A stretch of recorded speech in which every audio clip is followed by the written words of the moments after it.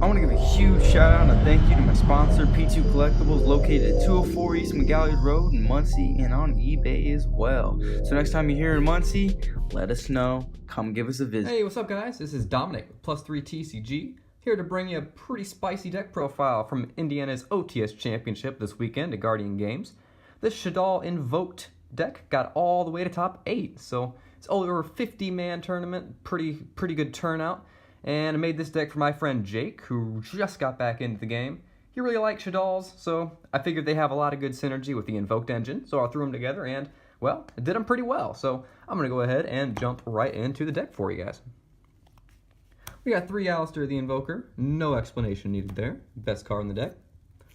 2 Beast, 1 Squamata, 1 Hedgehog, 1 Falco, and 1 Dragon. So as you'll notice, it's a pretty heavy Shaddoll lineup, but we actually do want to see one of these cards in our opening hand. So these are the best ones, and you know, they're just so versatile. There's not much you can't do with all of these together. We got 2 Purple Nightfall, 2 Blue Sky, and 1 Indigo. I actually almost considered cutting these guys for something better like Pankratops, but Purple Nightfall actually comes in pretty clutch against Salamangreat and Trickstar. They have a pretty hard time outing this card without wasting a bunch of resources, so, and the fact that he floats is pretty cool. For Kaijus, I got 1 Thunder King, 1 Gadarla, 1 Kumungus, and 1 Dogoran. These are the attributes we like to use for Invoked, and you can also send them from deck for our Shaddoll Fusion, so that's why I picked those. 4 seem to be a decent number, might add 1. We got 3 Ash and 3 Veiler for our hand traps. Now, we don't really want to see too many hand traps with this deck. If we stop our opponent completely, well, we actually can't play the game either. So this seemed to be a pretty good ratio, and you know, you didn't have any complaints about it. For our spells, we got 3 Meltdown and 2 Terraforming. Again, pretty self-explanatory. If we don't see Alistair the Invoker, we lose the game. So we are maxing out on copies of Alistair.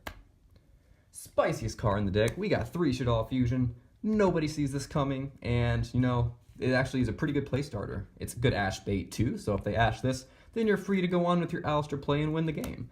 There's also a really cool interaction with Magical Meltdown, so if this is on the field, they actually cannot negate the activation of Shaddoll Fusion, so not many people are aware of that, but it's a pretty good interaction that we noticed. We got 3 Invocation. The reason we're playing 3 is that if they Ash our Alistair or they Impermanence, then we cannot play the game, so this allows us to get ashed or to get impermanenced and still able to ODK. I would never play less than 3. Moving on to our spells, 1 Super Poly because it's busted, 1 Foolish Burial because it's versatile. You can send Beast, draw a card, send Dragon, make it an MST. Basically, you can do whatever you want with it. And Book of the Law for OTKs. And to finish out the main deck, we got 3 evenly matched. It might seem kind of contradictory to our strategy at OTK because we kind of need our battle phase, but there are some matchups like Thunder Dragon and Crusadia where we're not going to be able to push through this huge board of negates. So we bait out one of them, just destroy their board, and they are not going to be able to recover from that. So we'll end up killing them on our next turn in that case. It's a 41 card main deck, and I'll go ahead and jump into the extra. For our extra deck, we have 1 Alistair the Invoker of Madness for our OTKs, 1 Nightmare Phoenix, 1 Cerberus, and 1 Unicorn for spot removal to enable our OTKs. For our fusions, we have 2 Mechaba, 1 Purg, 1 Raijin, and 1 Big Boy. You need this for the OTK, so you can't take them out. And honestly, wish we would have had 2 Purgatrio, because Salamangreat, all their monsters are fire, and you know, it really sucks when you've already used one of these and you need to go into another one to get an OTK. So I would recommend putting this to 2. For Shaddolls, we got 1 Construct, 1 Shek, and 2 Shaddoll Winda. The reasoning behind 2 Winda is that this is basically an auto win versus Salamangreat. So we actually cannot out this card without an impermanence. So if it beats the most represented deck in the meta, then why not play 2, right? And Holy Lord, thank God the Construct is back. I freaking love playing with this card.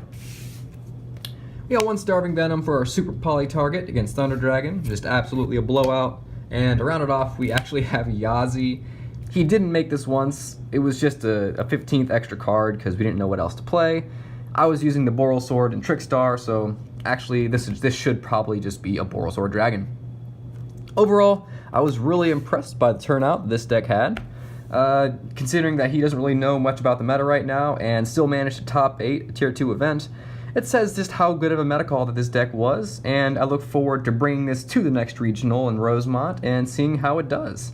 Leave a comment if you like Shaddolls, and let me know if you like the profile. Thanks y'all, this is Dominic, +3 TCG. See you next time.